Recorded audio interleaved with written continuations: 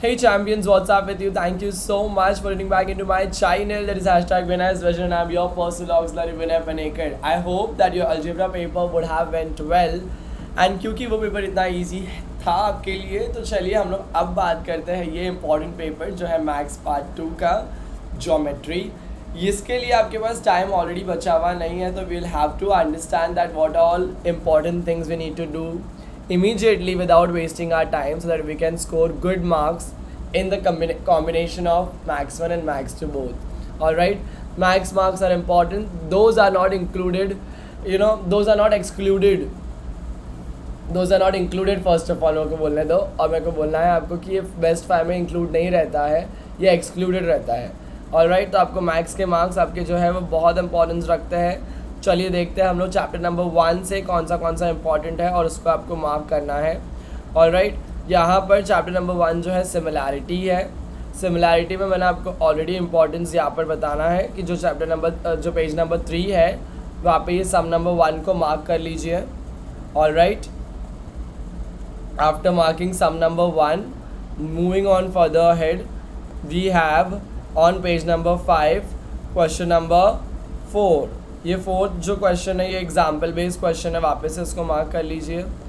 आते हैं हम लोग प्रैक्टिस सेट नंबर 1.1 में. Question number 2 is important. Question number 1 भी हालांकि इम्पॉर्टेंट है, पर ये क्वेश्चन जो है पिछले कई सालों से एग्ज़ाम में नहीं पूछा जा रहा है. तो मैं आपको बोल दूं कि अगर आपने इसको प्रैक्टिस कर लिया तो भी इट्स वेल गुड इनफ, नहीं किया है तो भी there is no problem, you will have option.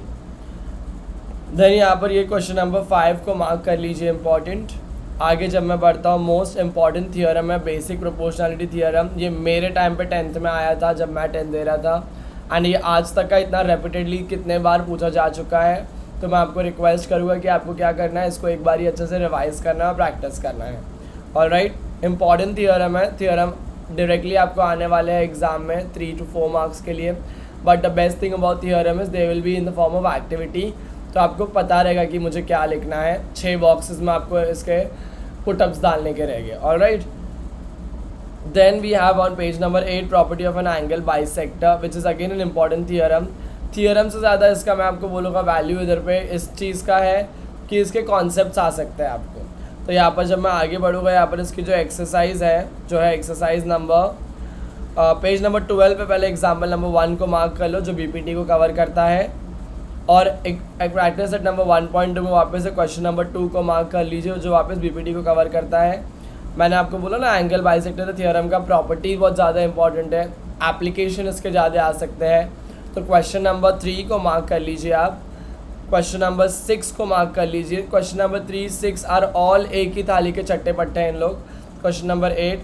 Question number 9 जो है ये भी वही वाला थियोरम है एंगल बाइसेक्टर का, बट यहाँ पे वैल्यूज़ है ना न्यूमेरिकल फॉर्म में नहीं दिया है, यहाँ पर वेरिएबल फॉर्म में दिया हुआ है. ऑलराइट, तो आपको वैल्यू फाइंड करना है एक्स का.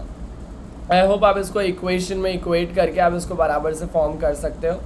आगे हम लोग देखते हैं यहाँ पे एक एक्टिविटी क्वेश्चन है, जाते जाते इस पर भी नज़र मारते हुए जाना. यहाँ पर भी बेसिक प्रोपोर्शनलिटी थियोरम के हिसाब से 3 ट्राइंगल बनाए हुए हैं. इन तीनों ट्राइंगल के हिसाब से आपको क्या करने का है, बीपीटी का फॉर्मूला अप्लाई करना है. आगे जब मैं बढ़ता हूँ, वी हैव पेज नंबर 18 पे solve example number 1 in triangle XYZ. इसको आपको एक बार प्रैक्टिस करना है. Then on page number 19 example number 3, page number 20 example number 5. Now मैंने आपको ये एग्जाम्पल्स क्यों मार्क करने बोला है, क्योंकि प्रैक्टिस सेट नंबर 1.3 में ये सेम क्वेश्चंस रिपीट हो रहे हैं जो एग्जाम्पल में है. क्वेश्चन नंबर 3, क्वेश्चन नंबर 4, जो मैंने आपको एग्जाम्पल नंबर 5 बोला वो सेम क्वेश्चन देखो यहाँ पे क्वेश्चन नंबर 5 है. यहाँ पर क्वेश्चन नंबर 8 मार्क कर लीजिए. यही है 1.3 का इम्पॉर्टेंस. आगे जब मैं theorem of areas of similar triangle पे आता हूँ, थियोरम के साथ साथ में एप्लीकेशन उतना ही इम्पॉर्टेंट है. आपको ये बात ध्यान रखना है कि आप इस थियोरम को एक बार ही अच्छे से ग्लांस कर लीजिए. थियोरम आई गेस मोस्टली आपको आने वाला है एक्टिविटी फॉर्म में. तो एक्टिविटी फॉर्म में जब ये आएगा आपको, तो आपको ना ऐसे ब्रैकेट्स बने रहेंगे, या तो आपको लोग बोलेंगे कि ये बॉक्सेस को फिल करो. तो you should have a very clear idea and not a rough idea कि वो बॉक्सेस में क्या आने वाला है. क्योंकि अगर आपने रफली कुछ भी लिख के आ गया वहाँ पर आपके मार्क्स मिलने के चांसेस बहुत ही लो हो जाएंगे, which I do not want you to do at this moment wherein you have practiced the entire subject for 1 long year. Geometry बहुत हार्ड सब्जेक्ट है, क्योंकि मेरे लिए भी था वो 10th में, आपके लिए शायद ही होगा या नहीं भी हो सकता है या बहुत ज़्यादा हो सकता है। तो यहाँ पर मैं आपको हर चैप्टर्स जो है उसके इजी सम्स कराने वाला हूँ practice. I will give my best कि मैं आपको वीडियो बना के डाल के दूँ out of my daily routine. I'll chalk out time and I'll do my work and I'll do it with the grace and I'll help you out. तो बिल्कुल भी टेंशन ना लेना। 1.4 ये मैं बोल रहा हूँ आपको, ये बहुत इंपॉर्टेंट एक्सरसाइज है। तो इसको आपको क्या करना है, इसके सम्स को प्रैक्टिस करना है। Sum number 2, sum number 4, sum number 7 which is an activity question, sum number 6, 1, 2, 4, 6 and 7। All right, जब मैं यहाँ पर प्रॉब्लम सेट में आता हूँ, क्वेश्चन नंबर 5 भी उतना ही इंपॉर्टेंट है। Area you are suppose to find और उससे एन आर आपको फाइंड करना है, एन आर कितना रहेगा। और राइट, यहाँ पर आपको बताया गया है कि area of triangle P Q S जो है 110 है, पी एम जो है आपका 10 सेंटीमीटर है, area of triangle Q R S भी दिया हुआ है, ये इतना इतना है। तो उससे आपको एन आर फाइंड करना है, which is again very easy thing. You just need to know all the properties very clearly. आगे जब मैं बढ़ता हूँ, क्वेश्चन नंबर 29 पे एक्टिविटी क्वेश्चन है, question number 12, please mark it. Chapter number 2 पे जैसे मैं आता हूँ, मैं आपको बता दूँ Pythagoras theorem is one of the easiest chapter which we have in the geometry text book after construction. So यहाँ पर थ्योरम ऑफ ज्योमेट्रिक मीन को आप मार्क कर लीजिए। थ्योरम ऑफ ज्योमेट्रिक मीन का अगेन एप्लीकेशन पूछा जाएगा। पाइथागोरस थ्योरम में आपको रेफ़र करना है, क्योंकि जो पूरा चैप्टर जो है ये पाइथागोरस थ्योरम के ऊपर ही बेस्ड है। तो अगर आपने जितना अच्छा रेफरेंस डाला रहेगा उतना आपका कॉन्सेप्ट क्लियर रहेगा। Am I clear? यहाँ पर when we see example number 1 on page number 36, यहाँ पे 30, 60, 90 थ्योरम करके आपको वैल्यूज़ फाइंड करना है क्वेश्चन में। तो ये वाले सम को आप एक बार प्रैक्टिस कर लेना, which will make your concept more clearer and easier. Pythagorean triplet is a short 1 mark question. कोई ज्योमेट्री का पेपर ऐसा बना ही नहीं आज तक का जिसमें पाइथागोरन ट्रिपलेट के बारे में नहीं पूछा हो। तो मेक श्योर करना कि आप इसको एक बार ही अच्छे से रिवाइज करते हो, 1 मार्क्स आपके कब्जे में आ जाएगा। All right, then we have question number 5, 30, 60, 90 theorem वाला। Just make sure that you are having a good thorough practice on this. 7th question is again based on geometric mean. तो I hope geometric mean को अगर आप दिमाग में रखोगे तो आपको इसको पाइथागोरस थ्योरम लगाने से, ज्योमेट्रिक थ्योरम लगाने से आपका आंसर मिल जाएगा। 8th question is a question which is again repeatedly asked in board exam. Make sure that you are having a good glance. अगर आपको क्योंकि पाइथागोरस थ्योरम आता ही है तो अब ये 10th वाला सम जो है, जो इतना बड़ा रामायण जैसा दिख रहा है, बट ये बहुत ही नल्ला और इजी सम है। आपको ये बात ध्यान रखना है कि यहाँ पर एक बहुत बड़ा रोड है, यहाँ पर एक बिल्डिंग है, यहाँ पर एक बिल्डिंग है, बिल्डिंग में सीढ़ी मैंने ऐसा लगाया फिर ऐसा लगाया। तो मतलब आपको दोनों ट्राइंगल के क्या करना है, दोनों राइट एंगल ट्राइंगल के आपको वैल्यूज़ फाइंड करना है जो यहाँ के और यहाँ के हैं, और आपको बताना है दोनों को प्लस करके कि रोड कितना बड़ा है या दोनों बिल्डिंग के बीच में कितना फासला है, which is very easy question 10th वाला। अगर आपको लग रहा है कि क्वेश्चन बड़ा है तो आंसर भी बड़ा ही होगा। सॉल्यूशन बहुत बड़ा है उस क्वेश्चन का, बट आंसर, स्टेप्स, मेथड बहुत ईजी है। आप एक बार ही प्रैक्टिस कर लेना। 2.2 इज़ माई फेवरेट एक्सरसाइज। 2.2 इसके लिए मेरी फेवरेट है क्योंकि यहाँ पे अपोलोनियस थ्योरम है। अपोलोनियस थ्योरम के जितने भी सम्स हैं बहुत ज़्यादा इजी क्वेश्चन है। 1, 2 को अच्छे से प्रैक्टिस करके आना, 3 को गोली भी मार देंगे तो कोई परवाह नहीं पड़ता। ऑल राइट, यहाँ पर जो सम नंबर 5th है इसको सिर्फ एक बार रिवाइज़ कर लेना। रिवाइज़ करने से आपको कॉन्सेप्ट क्लियर मिल जाएगा। नेक्स्ट, यहाँ पर find the diagonal of a rectangle, find the length and side of the perimeter of an equilateral triangle. ये एक बार ही प्लीज़ मार्क कर लीजिए। आगे जब मैं आता हूँ, सम नंबर 12 को मार्क कर लीजिए। प्रॉब्लम सेट में वी हैव लास्ट में 17, 18 जो अपोलोनियस थ्योरम के ऊपर ही है, उसको मार्क कर लीजिए। आते हैं भयानक चैप्टर पे। इसके जैसा कोई चैप्टर ही नहीं है जो भयानक हो सकता है, बट आई नो कि इसके अंदर क्या क्या ईजी है। मैं आपको बोलता हूँ आप उतना ही प्रैक्टिस करना। ऑलराइट, जब मैं आता हूँ यहाँ पर सबसे इम्पॉर्टेंट पेज पे जो है फर्स्ट एक्सरसाइज, उसमें सम नंबर 4th को ही, 2nd को ही आपको मार्क करना है, not 4th, 2nd, sorry 2nd आपने मार्क किया है। मूव ऑन कर देना उस एक्सरसाइज से। फिर अभी अब आ जाइए 3.2 में। स्टार्टिंग के तीनों भी समय इंपॉर्टेंट है, बोर्ड एग्जाम में हमेशा पूछते हैं। Every year they ask a question, every year a question comes out of this 3 question. ये तीनों में से एक क्वेश्चन पक्का आएगा एग्जाम में। आप एक बार प्लीज़ प्रैक्टिस कर लेना। ऑल राइट, तो आपको आइडिया मिल जाएगा। अगर आपको नहीं आते तो प्लीज़ मुझे बता देना कि मुझे ये सब नहीं आ रहा है, आप सिखाओगे तो मुझे क्या पता समझ आ जाए, तो मैं आपको सिखा दूँगा। ऑलराइट, एग्जाम्पल नंबर 1 पे जब मैं आता हूँ प्रैक्टिस सेट नंबर 3.3 के, पूरा एक्सरसाइज इंपॉर्टेंट है, फुल एक्सरसाइज इज इंपॉर्टेंट। मैं आपको यहाँ पर एम्फेसिस क्यों दे रहा हूँ फुल एक्सरसाइज इंपॉर्टेंट का, because all the 3 sums are legit easy. You may find it easy peasy lemon squeezy once when you solve it just for one time with all of your minds open.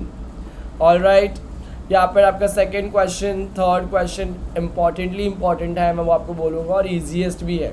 Alright, all the nerves of your mind should be open while you are solving this sum so that it can easily fit into your head just 2 days before the examination. Alright, and you just have to make sure that आप जितना भी सम revise कर रहे हो एक दिन में, उसका आपके पास रिविजन होना चाहिए। रिविजन आपको रिवाइज करते रहना है। समझ लो कि मैंने आज अभी 5 बज रहे हैं, मैं अभी रिवाइज कर रहा हूँ कोई सम को, क्योंकि मेरे को सर ने बताया ये इंपॉर्टेंट है, मैंने कर लिया, मेरे दिमाग में बैठ गया, चलो अच्छी बात है। सोने के पहले आपको वो रिवाइज़ करना है, उठने के साथ ही आपको वो रिवाइज़ करना है, कल फिर सोने के पहले आपको रिवाइज़ करना है, बीच में टाइम मिला तो आपको रिवाइज़ करना है, एग्ज़ाम में जाने के पहले एक बार रिवाइज़ करना है। Revision is something which is very important.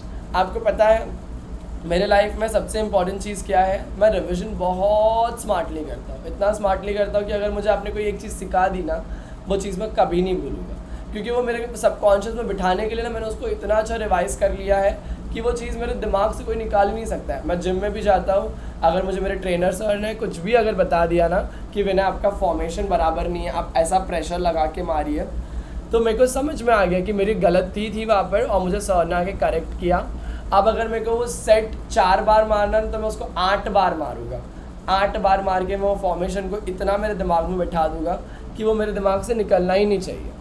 Alright, और मैं क्या करता हूँ, वो 8 बार भी कैसे मारता हूँ कि मुझे सर ने बता दिया है ना कि मुझे इस तरीके से मारना है, तो मैं 4 पहले मार लूँगा, फिर बीच में एक सेट करके दूसरा सेट वापस से मारने के पहले मैं वापस से वो एक बार सेट मार लूँगा, वापस से रेपिटेडली मैं ऐसे ही करूँगा कि वो मेरे दिमाग से अब नहीं निकाल सकते हो कोई भी। Is that clear? That is how you will use your mind memory technique in the case where in you are solving the sum for the very first time.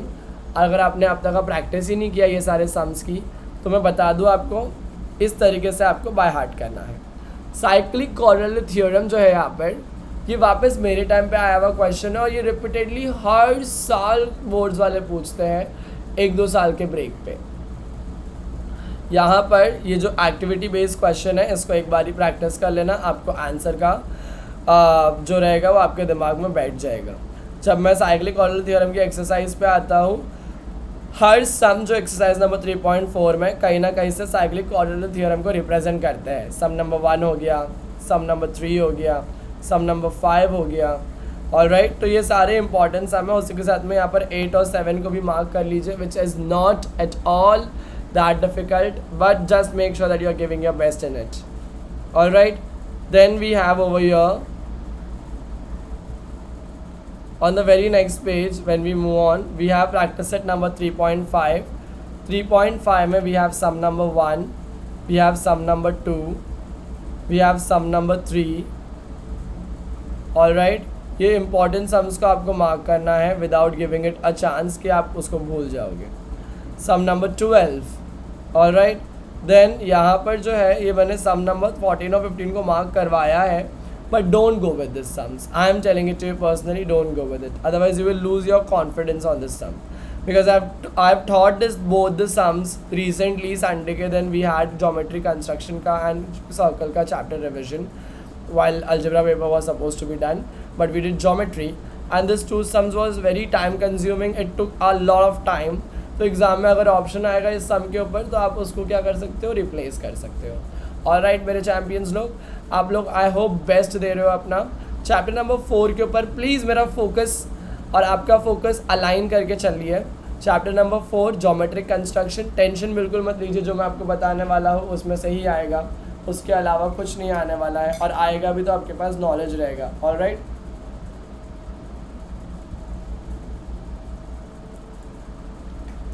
मेरी कॉफ़ी रखे रखे ठंडे हो गई। Whole chapter is important when we come on to chapter number 4, geometric construction. We have over here Exercise number 4.1. This is the chapter which I'm going to teach you personally by using my own set of geometric construction materials, and I want to teach you the exercise, not the whole exercise, but legit I'll teach you one or two sums from the same exercise. Then we have V 4.2. 4.2, again a whole exercise is important. Do not give a blind eye to any of the sum. Any sum coming from this exercise can help you score 2 marks, 3 marks and 4 marks. There is not even a single sum which was ever asked in the history of geometry paper for 1 mark from construction chapter, and they have divided the chapter into 2 marks, 3 marks and 4 marks question. So 4 plus 3 is 2, 2 plus 4 plus 3 is 7 and 7 plus 2 is 9. I'm sorry. So for that 9 marks, you are going to give your everything, your sweat, your blood, your tears, just to make sure that you are getting great marks in this. Alright. Coordinate geometry again is an important chapter.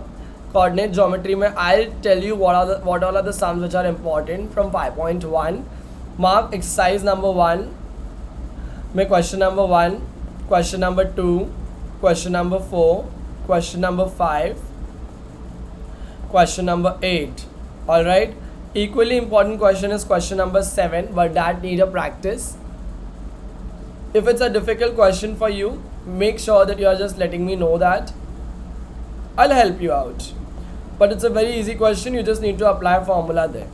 Now when we move on to the next question, that is we have exercise number, what is that, 5.2. Alright, in 5.2 we have question number 2 which is important. We have question number 4 which is important. We have question number 7 which is important, and then on which we have question number 9 on page number 116 which stands important. Alright, now let me tell you one important thing, students. 10, 11, 12 are equally easy sum, most lengthiest sum, and at the same time they can be scoring. If you know the concepts very clearly about midpoint, section, you can easily solve this question. Alright, 10th, 11th and 12th are easiest question. Maybe they have a very long method of solution. Trust me, once when you will get the idea of how to solve these questions, it would just become a piece of cake for you. You would easily be able to do it. Alright, so if you are doing so much of hard work, spending your time in doing question number 2, 4, 7 and 9, I would tell you or request you at the same time, 10, 11 and 12 are that easier question, but it will be time consuming for you. So I would tell you, I would implorate you that please solve it. Here we have on the next page practice set number 5.3, which has question number 2, question number 3, question number 5, which are equally important. Alright, then we have over here K based question. Now K based questions have its own uniqueness. Every time in the board exam, the paper setters have the habit of putting any K based question. पूरे text book में K based question यही है. तो ये K based question को आपको क्या करने का, आपके दिमाग में फिट करके जाना है. Any one out of this 3 question can help you score 2 marks to 3 marks. 2 to 3 marks just from here, that means 50 points of a single percentage is just out of this 3 sums. You should not take a chance to leave any of this in option, because if it will be asked to you, 3 marks is just yours, it's confirmed. We have question number 5 on page number 122, mark it star. Now on 123, I'll ask you that if you know first exercise, 18 sum will be very easier for you. If you know second exercise, sum number 20 would be easily equal to you. And if you know third exercise, sum number 22 would be equally easy for you. That means anything which I have made you start from this particular chapter in problem set is completely and directly related to the exercise questions. Alright, so once when you see exercise question and do it by looking after the solution, make sure the problem set questions easily becomes your task of test, and you need to give a test of it and would come up with a result which will help you decide that the concepts are clear or not. Alright, so your decision would be that decision in which you cannot try to cheat yourself. Next over here is we have important box over here, 1 upon tan theta is equal to cot theta. Just make sure that these identities are fit into your head. Now these identities carry a role wherein you will be asked to prove that. Alright, two particular questions will be given on the left hand side and right hand side, which will be having is equal to in between, and you need to prove that, wherein this identities are going to majorly help you out. In this chapter, at 127 page number, we have a tabular format of trigonometric ratios. अगर आपको ये ratio याद करने का तरीका नहीं पता है, गूगल दिस, यूट्यूब पे जाके आप सर्च कर लीजिए, ईजीली तरीके से आपको लोगों ने बताया है उसमें. Now I will not spend my time teaching you this basic things which is already available on various platform in a very nice manner. I would rather suggest you to get the importance from this chapter, and according to me what my heart feels is this 5 sums are equally important. This 6th sum, if you have a bullet, please fire on this. Alright, if you have a pistol, please fire the bullet on the 6th question, because ignore it like anything. These questions are really time consuming, at the same time they are a havoc. If you don't know, if you are a beginner, this question is not for you. Okay, prove that is not for beginners. Next, practice at number 6.1 में 1 2 3 4 5 questions. ये पांचों question मैं इस video बनाने के बाद में next video में बनाने वाला हूँ, सिखाने वाला हूँ. मुझे लगता है फर्स्ट क्वेश्चन में से मैं फर्स्ट सेकंड थर्ड में से मैं एक क्वेश्चन सिखाऊंगा, जो है थर्ड क्वेश्चन, जिसके मैं सारे आइडेंटिटीज़ को फाइंड करके दिखाऊंगा. इन्होंने सिर्फ कॉसेक और साइन बोला है, मैं आपको पूरा करके दिखाऊंगा. फोर्थ क्वेश्चन बता दूंगा और फिफ्थ क्वेश्चन बता दूंगा. जहाँ से एक क्वेश्चन आएगा ही आएगा, जहाँ से आपको एक क्वेश्चन अगर आता है तो आप करते बैठोगे वहाँ पे बल्ले बल्ले, क्योंकि 3 मार्क्स आपको मिल जाएंगे. कितने मार्क का क्वेश्चन आने वाला है वहाँ पर? 3 मार्क्स या मैक्सिमम 4 मार्क्स. हु नोज, आप लकी हो और आपको 4 मार्क के लिए पूछ लें लोग. When I was young, young means I am double the young what I was earlier. Practice at number 6.2, जब मैं 10th में था, question number 1, question number 2, question number 3 were very important in our times. And what, you know what, throughout the time there is nothing that has changed, and which is why I want to become education minister, because in our education there is nothing called planning, there is nothing called novelty, there is nothing called a renaissance, there is nothing called something which should be having deep impact with innovation. There is nothing such words. We have completely lost all these words out of education dictionary. तो छोटे से बहन भाव और पेटू राम वाली जो poem जो मेरे टाइम से चली आ रही है, वो आज तक का चली आ ही रही है. गॉड फॉरबिड वो कितने टाइम तक और चलने वाली है. But this is the reason why I really want to become education minister, and उसको बनने के लिए मुझे IAS क्रैक करना बहुत ज़रूरी है, of which I am giving my sweat, blood and tear to make sure that things are going to work in my favour, and which for which I would also ask you to pray for me, so that everything goes good. I'll pray for you, you will pray for me, and who knows, where there's a prayer, start running.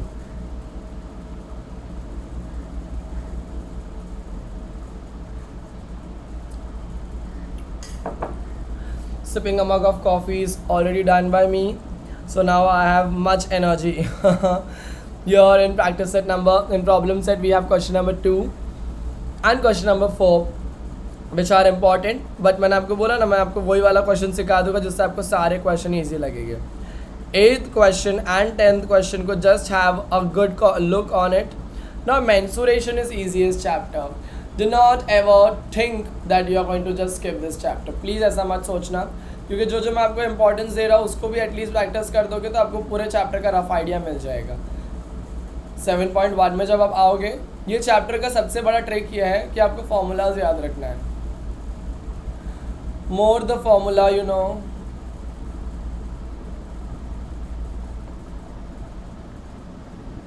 easier the chapter will become.